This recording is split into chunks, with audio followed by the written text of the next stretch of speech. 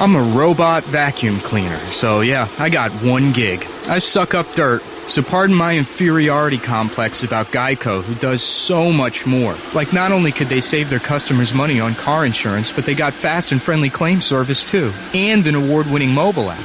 Plus access to licensed agents 24/7. Who am I kidding? I can't even do corners. Uh-oh, choking hazard. Popcorn kernels. Geico. Expect great savings and a whole lot more. Welcome in to another edition of Golic and Wingo. Glad you are starting your day with us, and some of you starting your 2018 work week now and your work year after slacking off and not being here on New Year's Day. But we were here, and we're glad you're here with us now. Golic and Wingo on ESPN Radio and ESPN2. Presented by Progressive Insurance. All phone guests join us on the Shell Pennzoil Performance Line. Trey Wingo, Mike Golic, and Mike Golic Jr. Well, you know what, guys? Heading into the semifinals in college football, the talk was, the SEC, 2-5 in bowl games. And when push came to shove, and in one game especially, it came to pushing and shoving, it didn't matter because the two teams in the SEC will meet in Atlanta next week for the national championship game, Alabama and Georgia. Yeah, we had this once before in 2012. We had it was Alabama and LSU played. This was when it was the old BCS system. So ancient, Mike. So yeah, I know exactly. So this has happened before as far as two teams playing for the title from the same conference. But you had 5 SEC teams playing yesterday in the 5 bowl games, and 3 won the 2 last night, and then South Carolina with a win over Michigan. Again, we have other bowl games that we'll talk about as well. But I have to say this, Mike. I do take umbrage with the headline on our own ESPN.com. Uh-oh. Georgia, Oklahoma, show us what a CFP semifinal should look like. This is a former defensive lineman reading this title. No, it didn't. I mean, listen, I was entertained in that game and all that, but deep down in the defensive side of the ball for me, you know, a 54-48 game in double overtime does not sit well with a former defensive player. But boy, oh boy, was that an entertaining game. Yeah, no, it puts butts in seats, though, and that's what you worry about now that we have the national championship setup that we do, because we're devoid of that one singular offensive force that we had in Baker Mayfield in this game. We had the Heisman Trophy winner going in there that we knew was going to deliver points because he was just that good. And then we saw, for anyone that hadn't been paying attention, that, oh, by the way, Oklahoma has some pretty good pieces around him in that offense, too, that went to work. And it gets interesting now to where we go with this in the national championship setup, because you mentioned it. You're going to get what you want in this national championship. There are going to be some defense in this one. There are going to be some studs on the defensive side. But when we look at this now, that matchup that you brought up before, LSU-Alabama was a rematch that season. Right.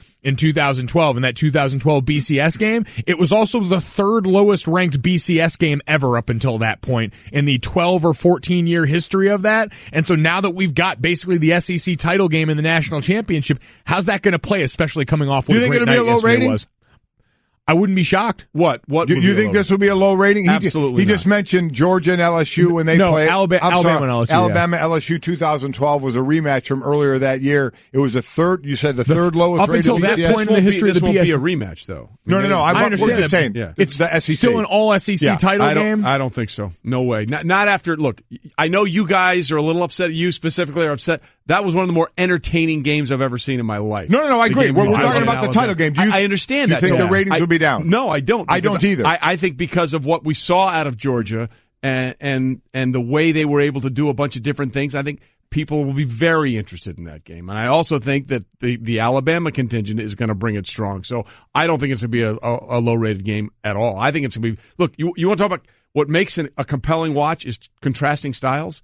We had 2 completely contrasting styles getting in those 2 semifinals, and that's going to be the big part of the championship game. Well, I mean, you're going to have 2 of the same styles in the championship game.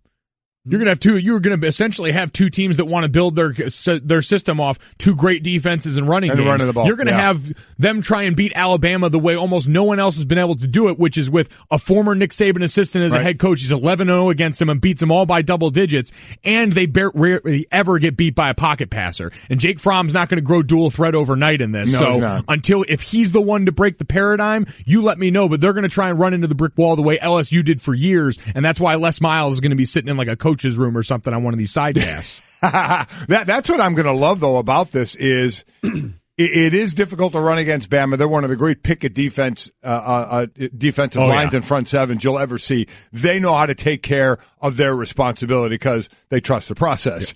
So they take care of their gaps. But, boy, I tell you what, Sony Michel and Nick Chubb, what they can do and what they bring, the long runs yesterday. I mean, so to your point, Trey, that does make it intriguing. They don't have one good back. No. They have two good backs. Kind of like Alabama. And when that line is on, that line, I think, blocked so well against Auburn in the SEC championship game. They did a nice job last night, but I thought they did better against, in my opinion, overall against Auburn from an offensive line standpoint. But that's going to be the draw. Can these two running backs in that offensive line dent that man defense?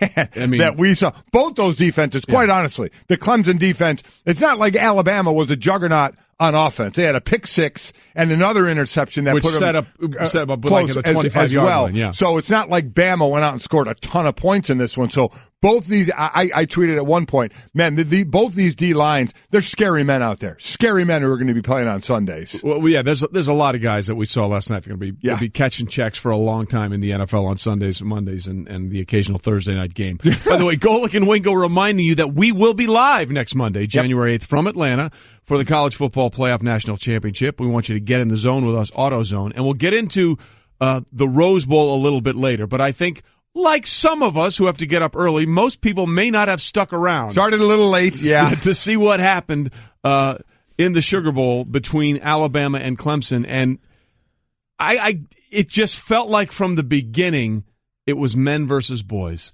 Alabama got off to that quick 10-0 start, and until Kelly Bryant had a couple of big runs, I think one of them on 3rd and 13 to get their initial first down, it just felt like, man, this one team, Alabama, is playing with a little more thunder than the other team. Did you guys get that feeling? Healthy and hungry is a dangerous place for any Alabama team to be, and so with that time off to prepare, because remember, it wasn't even just the normal layoff after the season leading up to the bowl. It was also, they didn't play in the SEC title game for the first time in a while this year. So you add all that up, and then you have Nick Saban, I'm sure, chirping them all along the way that you guys put yourself in this position to be doubted, and now everyone doesn't think that you're the dominant program on the block anymore. They're ready to give this to Clemson, and you've got to take it back. And we saw they listened.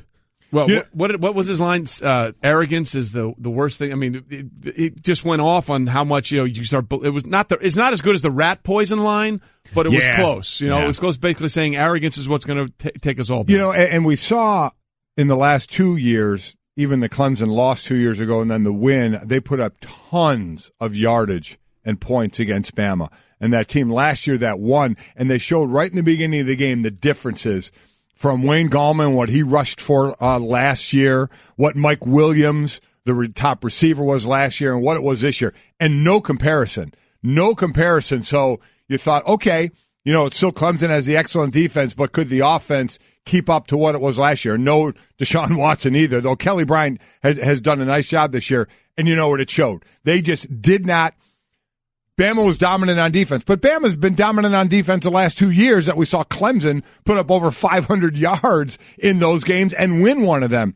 Bama's defense was dominant, and Clemson does not have the offensive horses that they've had the last couple of years. It was really interesting to watch. Alabama sort of just absorbs what people throw at them and suddenly uses it against them. Alabama was moving the ball in that first half on offense, using tempo on offense, using bubble screens to their running backs and stressing the edges of that defense, doing all the things that we traditionally see teams try and do to Alabama when you know that running into the teeth of it is not necessarily in your best interest. So for the best team, one of the traditional best teams in the last decade, to continue to try and find ways to reinvent themselves is a terrifying prospect. Well, it certainly is for everybody else. And as much as they did move the ball, and actually Jalen Hurts, which we can get into, was very efficient throwing the ball, 16 to 24, a couple of touchdown passes, one to a defensive lineman, which we'll get into later. Yes. This is exactly how Nick Saban wanted to win this game. It was a ferocious effort by the defensive players, and we did what we had to do on offense. We tried to shorten the game a little bit and run the ball and keep the ball away from them, and I think it was a great team effort, and I think everyone on our team contributed to that effort. But just ferocious competitive spirit by our defensive players, and Clemson's got a great team, and they do a great job, and I was really pleased with the result that we got out there today. That's a great word, ferocious. Yeah. They held Clemson to 188 yards. They sacked Bryant 5 times in this one. Watching that defense, let me tell you what, after watching the first game, I had to really calm myself down to say, as going, where the hell was the defense? Well, I got my fill of it in the second game, especially on the Alabama side. They're just, I mean, you don't know what to say, but they have obviously great athletes. They get a lot of the 5-star top guys. I get it, but you still got to go out and play.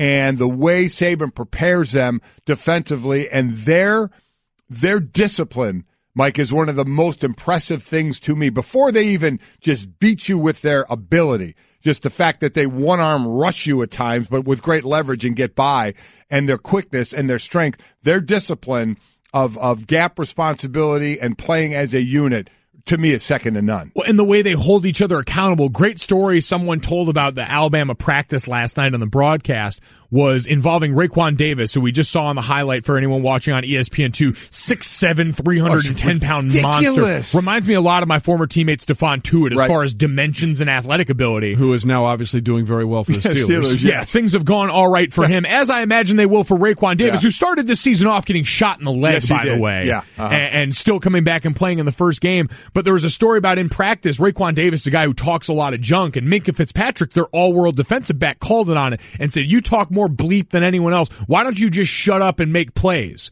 Imagine telling Raekwon Davis anything he doesn't want to hear. Looking at that monster and saying that, but that's the confidence that these guys have on defense, and that's the standard that they have. You get your job done, or we're going to let you know about it. And so he went out there and did, and everything was good. He did.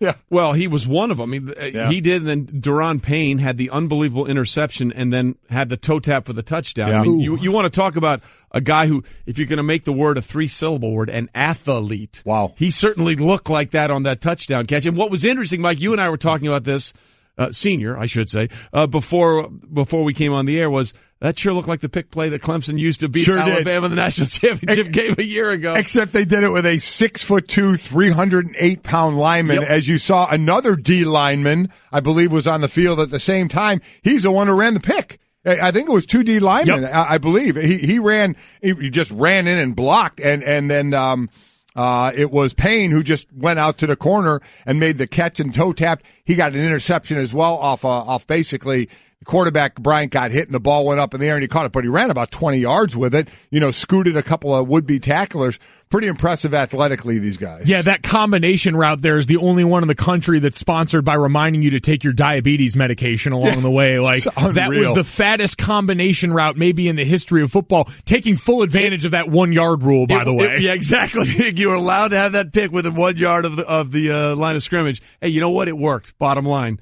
It was the jumbo-size pick play. And if you give him credit, I believe it was Quinnen Williams. I think it was 92, I believe, who kind of ran the block. So you had 2 D linemen basically running a pick play. It was impressive. It was Bama's version of the hungry pig right play for Dontari Poe, basically, for Kansas City last year. So that worked out, really well for Alabama as they won 24-6.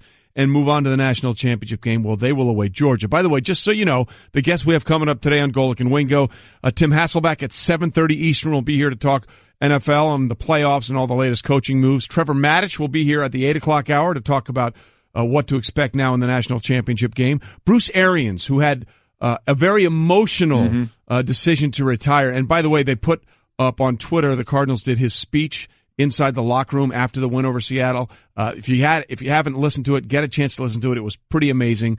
He'll join us as well, and Louis Riddick will join us for the final half hour of the show to break down all the front office moves and looking ahead to the postseason wildcard weekend in the NFL.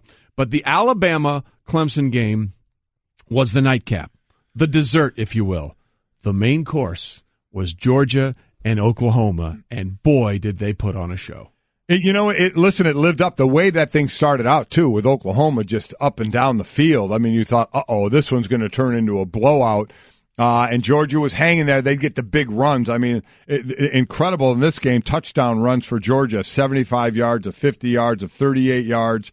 It was pretty amazing what they were doing from running the ball. I think they ended up with, 317 yards rushing the ball to Oklahoma's 242. But I was doing a lot of Like, I expected Georgia to really dominate running the ball, and it took them a while to get going because you always you always think, Mike, okay, and you could explain this as well. You play in a national championship game, but that game got away from you guys early, and that's what I was wondering if it was going to happen here, because you think you want to get a couple of series in before everybody kind of settles down, to then kind of play their game. But in doing so, it was Oklahoma that was pulling away, and to me, one of the turning points, and I hate it, the ridiculous squib kick at the end of the half. I hate this. Wow. I hate the squib. Forget the fact that it was just done poorly. And it was executed poorly. I can't stand the squib kick. It gives Georgia the ability to kick a field goal right at the end of the half to make it 31-17. Now, I know they had a lot of ball to play after that, but I thought that was just a horrible execution, a horrible idea to do it. But I thought it was going to get away from Georgia early. But, man, you want to talk about momentum. When they got it in the second half, they made the most of it. The third quarter was a huge swing in almost every way, shape, and form. And it was interesting what Oklahoma went away from. You mentioned the squib kick that basically made Georgia's kicker Blankenship an internet god. Absolutely, the glasses right. Mustache combination from Fantastic. hell. What a great look. Yeah, exactly. He gets to live forever now, so I'm proud of him. Congrats on becoming internet immortal. But then in that second half, what had worked really well for Oklahoma in the first half, they pushed the pace on them. They pushed it in a way that not necessarily what Oklahoma had done all year, but helped mitigate a really talented defense. In the third quarter, they went away from that. And Dad, you talk about this all the time with defensive linemen.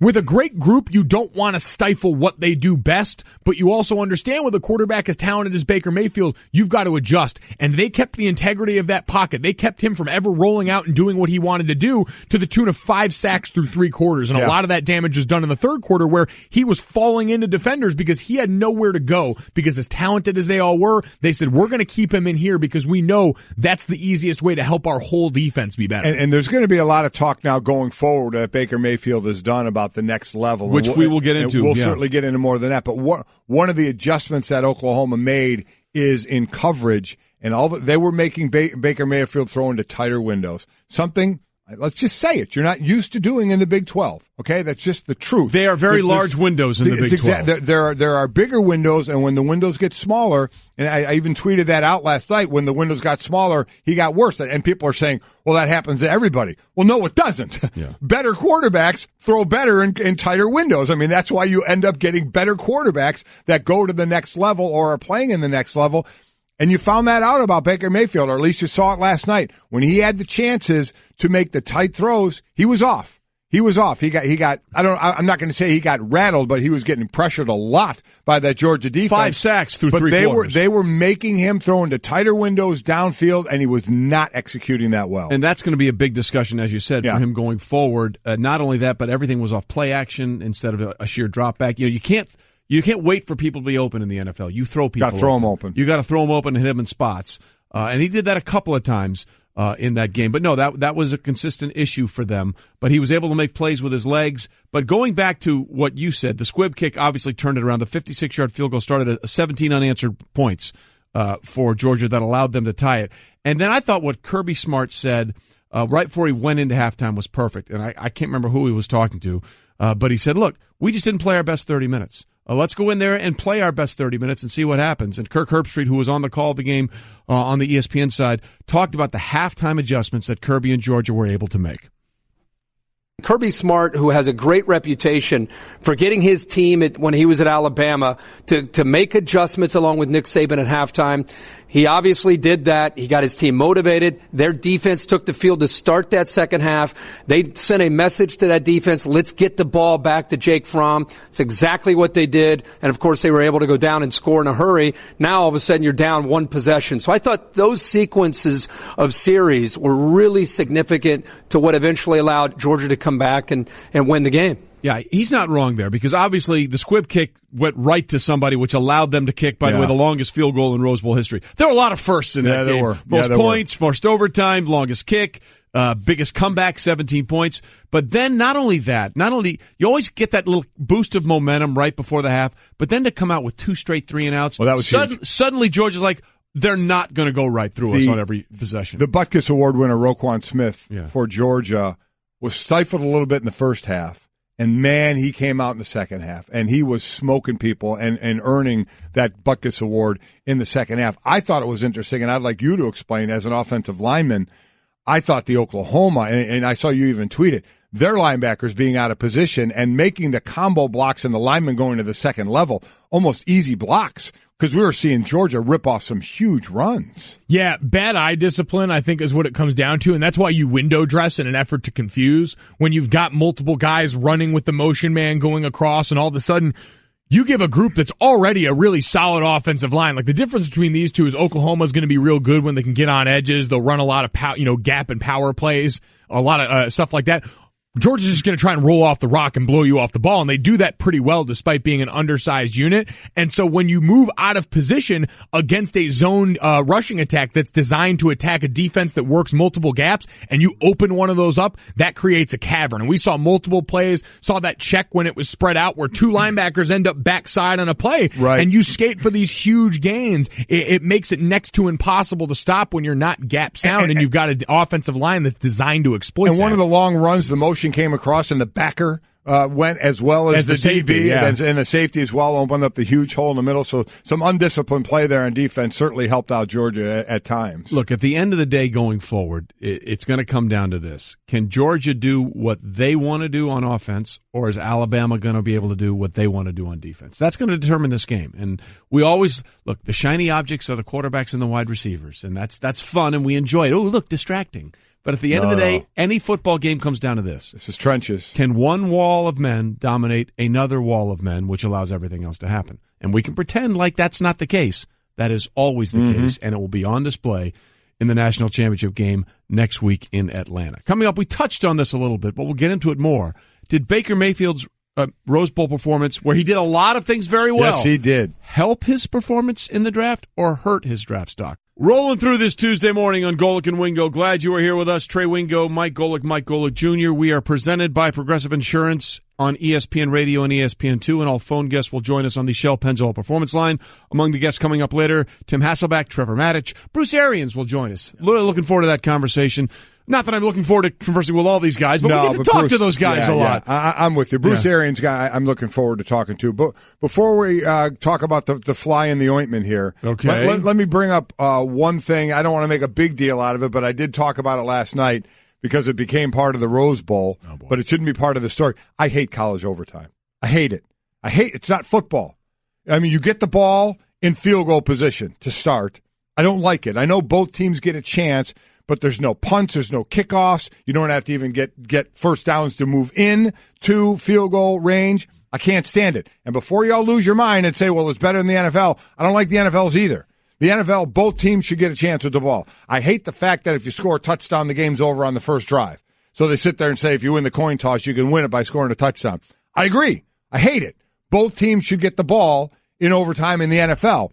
But at least they're playing football. At least there are punts. At least you have to move into field goal range and field goal position. So I don't like the fact that both teams don't get the ball in the NFL, but I can't stand college overtime. To me, it's not football. Okay, so real quickly, if you're going to do that, how would you make it better?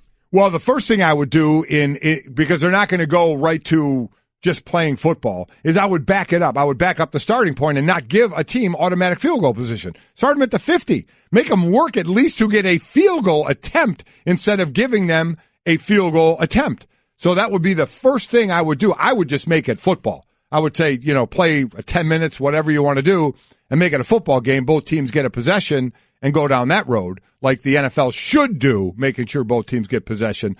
But I don't think they're going to go that far to it. So one of the easiest things you could do is move the ball back instead of the 25 to the 50 and actually have to work to get a first down or two to get in field goal position. I look at it like this. We really enjoy one particular channel and way of watching football because it gives us the action in the most important part of the field. College football's been doing that for years. We had the Red Zone channel in college football overtime every single year for a while now.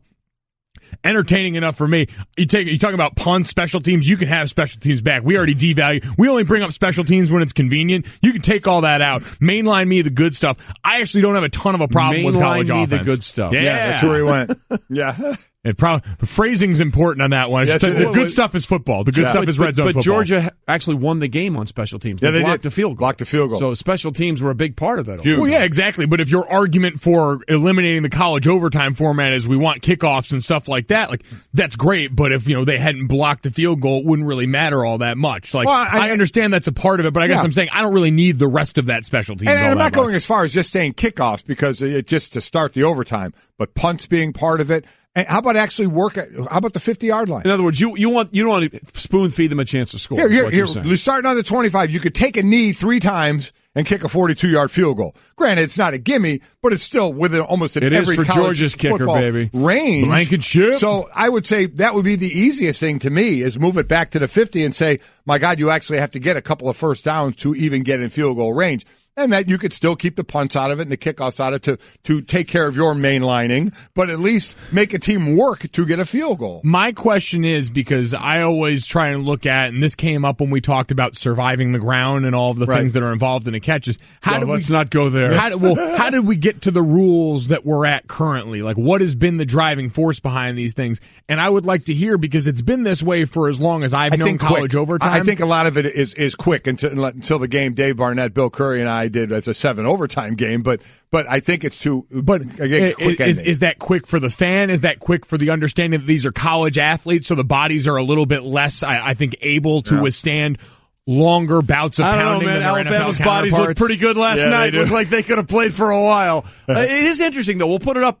We'll put it up on our Twitter handle at Golic and Wingo. What overtime do you like best? Do you like the NFL overtime? Do you like the college overtime? Or what changes would you make? Right. To the, they both need tweaking to me. They do, but that's the thing. I don't disagree with you, but where I struggle is, okay, what do we do with it? Because you're right. When they say we're going into second overtime, I don't really get the feeling of like a second overtime in the NFL where they're actually going to play all this kind of time and move and actually make it look like football. Like it's the same thing in soccer or hockey where you have shootouts at some point. Well, you play an extra period, and then you go to a shootout, and depending on regular season, your postseason. Well, it didn't. Is hockey the one now that does 3-on-3 overtime for hockey? Yes, they will. Yeah. 4-on-4. 4-on-4, which is awesome. It is awesome. You know what? Let's make football look less like football. Do 7-on-7. No, even better. We loved the fat guy touchdown last night. Have all of your line players, all of your not big skill, but your power group, O&D linemen. They have to run all of your offensive plays against their D linemen. I want 7-on-7 of fat people. I want kickers only in this thing. I want it to be as obscure as possible. Now you've crossed the line. Yeah. You have crossed the line. Blankenship versus the world. Kickers only. Get out of here with that. Oh, my God. Can't have that. I didn't mean to open this can of worms when we want to talk about you. Did. That's fine. But this is actually good. My point is, if we're going to tweak it, let's come up with something that we can agree is better than the current system. I mean, that's the thing. It's like a snub at an all-star game or a Pro Bowl. Well, if you're taking somebody out and you're putting somebody in, you got to take somebody out. So who are you taking out? What do you change? The first thing I would easily do to make it almost seamless is put the ball back at the 50. You don't have to. And right now, don't change anything else if you don't want to. But just put it back at the 50 and make a team work to actually get a field goal. That would be my first thing to make it easy and not have to change fundamentally a lot of different things. Make the kicker kick with his off foot instead. Oh, God. They'd be much less inclined to kick the field goal then. You would have to work on that offense, and then it's not a guarantee. Make him kick with his off foot. Okay. I'm here to help. No, you're not. I'm here to help. You're here to aggravate. In 2 days in 2018, you've talked about mainlining and peeing in your pants. So I think you need to raise your game. And kicking with your off foot. Yeah. You guys need to think outside of the box a little bit. Yeah. You're letting the man restrict your thinking. I've opened my mind in 2018. Why don't you go get me some coffee? Yeah, I was about to say that. Stop. 2 days, Woo! 2 shows. Yeah. Stop that now. Yeah, baby.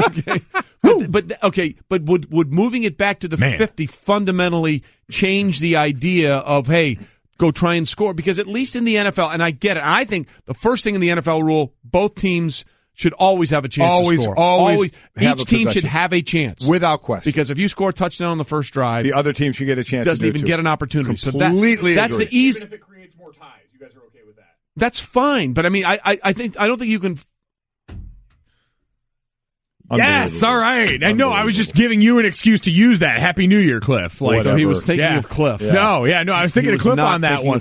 You guys are okay if it means more ties, though. It just got to be fair. I don't care. It's got to be fair in the NFL. I don't care about ties in the regular season. You know what? We live with ties for a long time. a long time before we changed the rules. Well, it's okay. We lived with a lot of things for a long time. It's Well, 2018. There was a tie in Convenience is here. baseball. Remember when the Indians were on that winning streak? And I'm talking about look what that 27. did. No, it was like 26-0-1 or whatever it was when they had that tie I in don't that, care if in there's that a game in the tie. 20s. But the NFL rule needs to be changed so everybody has an opportunity Yes, to possess agreed. the ball. Okay, so we figured that one out. Yes. That was easy. How do you figure out the mess that is the college football? Well, I mean, if I had my druthers, I would just change it to football and do it like the NFL does, give both, but changing it to both teams, making sure they get a possession. But they're not going to do that. So I'm going for an easier fix of just saying, keep the rules as they are. If you like them like that in college, just move the ball back to the 50 and go from there. Well, I'm all for that, but if it's that easy, why haven't they done it? Is I don't my know. question. Like, I don't there's, know. I'd like to imagine there's a good enough reason, and so I'd like to hear that before we say wholesale There's a change. reason. I don't know if it's good enough. Well, that's the point. For a long time, we didn't have a playoff, right? It was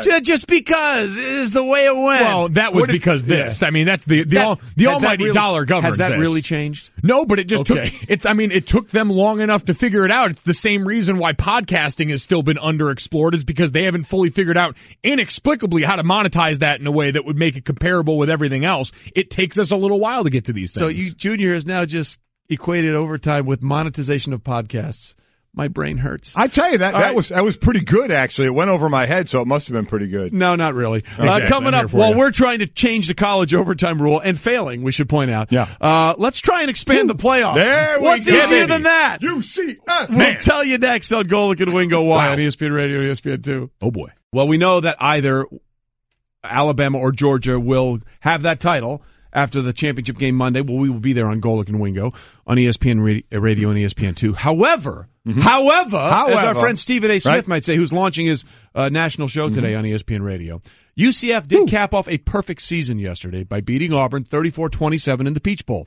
Auburn, of course, beat both Georgia and Alabama, who will play for the national championship. So UCF deserves their shot, right? Well, here's their head coach. Well, not anymore. He's Not anymore. He was their head coach when he said this, Scott Frost, who coached them yesterday, even though he's off to Nebraska. I was afraid to say much about the rankings and everything because I'm a little superstitious, and just when a coach starts running his mouth, that's when you lose the next game. But it wasn't right. I was watching every week the committee sit in a room and decide this 2-loss team must be better than UCF because UCF's in the American, or this 3-loss team must be better than UCF. It looked like a conscious effort to me to make sure that they didn't have a problem if they put us too high and a couple teams ahead of us lost. That, oh no, now we got to put them in the playoff. Well, we just beat a team that beat 2 playoff teams and lost to another one by 6 points, and we beat them by 7. And Auburn's a great team. I'm not taking anything away from them. I give them a ton of credit. But these guys deserve everything they get, and they deserve more credit from the committee than what they got. He's not wrong, I don't think. Well, I mean, with 4 teams, it's just not going to happen. You go back to Houston a couple of years ago when they were undefeated all the way until November 21st. When they lost to UConn. That was their only loss of the year. They ended up beating Florida State in the Chick-fil-A Peach Bowl. So they were kind of in the same position. But before they lost that game to UConn, they were ranked, and this again was by the committee, 19th. Yep. So if they'd have beat UConn, they played 2 ranked teams after that and beat them, Navy and Temple. They'd have moved up some, but would they have moved up higher than 12th where UCF ended up?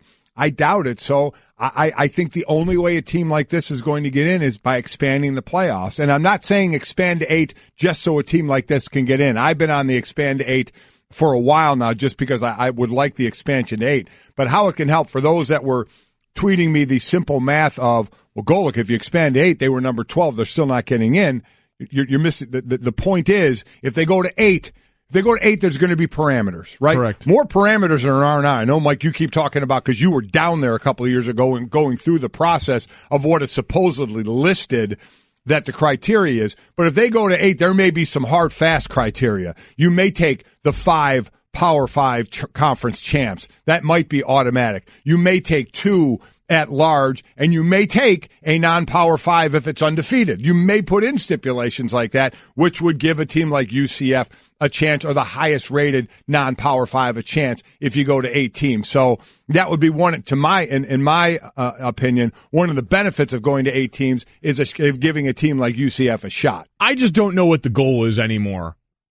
to be honest with this. Get the best teams in a chance to play for a championship. So if that's it, then why am I asked to care about conference championships? Well, see, that's the thing. Right. I think that if they go to 8, right, you'll probably have the top 5 power conferences with an automatic, right? You win your conference, you get in, and then it'll be the other 3. But I'm saying that doesn't necessarily make you one of the best teams in the country. And I agree with you. I'm not saying if they go to 8, they should do that. I think that's what they probably will do. Because I'm with you. If you got a committee picking conference championship, you can make a criteria, but it doesn't have to be the be-all, end-all automatic. I agree with that. No, because to me, it's about who you're playing. If you beat another very good team in the midst of a very good season, that's awesome. But if I'm supposed to care about your conference championship that matters only to you guys in your conference, I'm saying that doesn't mean much to me. If the idea is we want to be representative and make sure every conference feels like they're involved in this because so many people are mad that the SEC is dominating this championship sphere, then you don't care about picking the best teams. You care about making everyone feel good. So if that's the case, we should make sure right now in this 4-team playoff that we take a conference championship from 3 different conferences, and then if we have an undefeated group of 5 team, we automatically put them in, and then see what happens with that, because you won't get the 4 best teams, I don't like but that. you'll make everyone feel good. Yeah, and we're not about that. I agree with you. I'm so sick of those cries, man. No one wants the best teams. They just want to feel nice. Well, I think that there's a little gray area in what you're saying there. I think there's some middle. I think there's some middle ground there. But do you think if they go to 8, they should take automatic conference champs? I don't. Well, I don't necessarily agree that you. I think it should be into the mix and should count heavily toward it. But I don't think it's the automatic end all be all. No, but I think that the committee has been a little less than transparent sometimes with the way they feel about certain things. I agree with that. For example, at one point they say conference championships matter, and then you look at this year. Yeah, I got it. Ohio State had a terrible loss at Iowa, but at the end of the day, they still won a championship in their conference. Where you look at how they performed in the bowl season. And I know you don't put a lot of stock into that, no, but the Big Ten represented themselves very well in this bowl season. They did, and I think that look. It's not going to happen next year, but I do think expansion is coming. And someone who really wants it is Danny White, the UCF AD. National champs, undefeated. I love that. On the field after the game? If I'm them, I claim it. I make the banner now. Yeah. Why not? What could possibly go wrong? Why not? Yeah. I'm with you. I would love to see them get a chance in an expanded playoff. All right, that was Straight Talk Wireless nationwide coverage on America's largest and most dependable 4G LTE networks. Coming up, did we really go a full hour and not discuss Notre Dame beating LSU? Is there not a side wager that we need to talk about? Plus, big NBA news, and Tim Hasselbeck will join us in the next hour. Lots going on in the NFL, not only coaching carousel, but we got Wild Card Weekend coming up.